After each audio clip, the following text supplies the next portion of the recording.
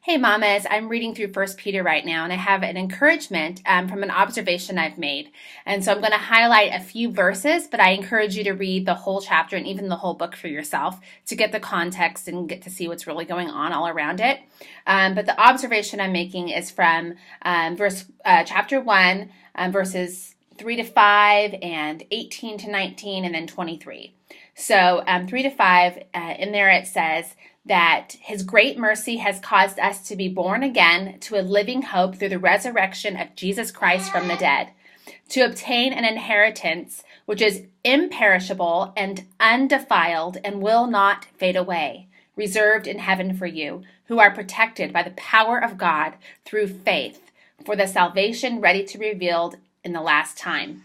And then verse 18 says, you were not redeemed with perishable things, like silver or gold from your futile way of life inherited from your forefathers, but with the precious blood as of a lamb, unblemished and spotless, the blood of Christ. And verse 23, for you have been born again, not of a seed which is perishable, but imperishable, that is through the living and enduring word of God. I have inheritance a lot on my mind right now because in the coming months I will be inheriting from my parents because my mom passed away and my parents had a house.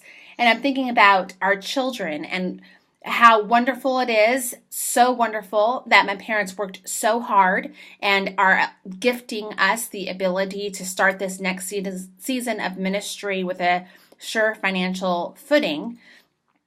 At the same time as we think about our own children and their inheritance, let us also include, sure, work hard, sure, think about financially how you can help them, but let us not neglect the true inheritance we have in Jesus Christ. Let us not neglect building them up through the living and enduring word of God, because that will pass market risings and fallings, that will pass houses burning, that will pass bank accounts draining.